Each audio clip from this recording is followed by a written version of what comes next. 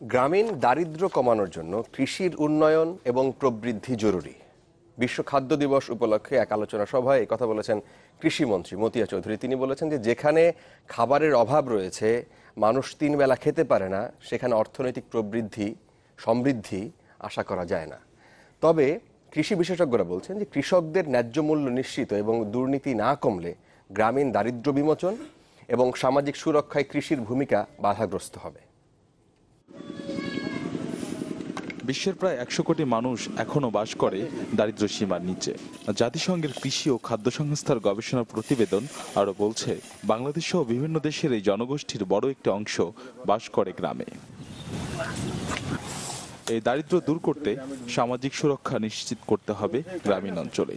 এক্ষেত্রে মূল ভূমিকা পালন করতে পারে কৃষি, এমনটাই মনে করেন কৃষিমন্ত্রী।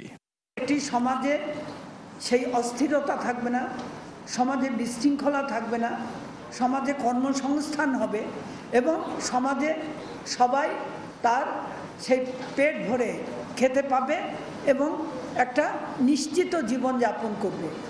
সেটার প্রধান উৎসই শুরুটাই কিন্তু কৃষি দিয়ে। তবে জাতিসংঘের কৃষি ও খাদ্য সংস্থার বাংলাদেশ প্রতিনিধি বলছেন, সামাজিক সুরক্ষা নিশ্চিত করতে হলে গ্রামীণ অর্থনীতি সহায়ক কিছু পদক্ষেপ জরুরি। সামাজিক সুরক্ষা তো গরিবদের জন্য, এর জন্য দরকার কৃষকদের অর্থায়ন, গ্রামীণ সমাজের অবকাঠামোগত উন্নয়ন। তাহলেই দারিদ্র্য বিমোচন সম্ভব। কেননা গ্রামীণ অঞ্চলে দারিদ্র্য চক্র ভাঙার শক্তিশালী হাতিয়ার হলো কৃষক। খাদ্য আছে, কিন্তু কৃষক এই খাদ্য উৎপাদন করে পায় না ন্যায্য মূল্য। ফলে কৃষি কাজ থেকে সরে আসেন অনেক কৃষক। এক্ষেত্রে বাজার ব্যবস্থাপনা জোরালো করার তাগিদ কৃষি বিজ্ঞানীদের। যখন আমি কৃষক, তখন তো আমাকে সেভাবে চিন্তা করতে হবে।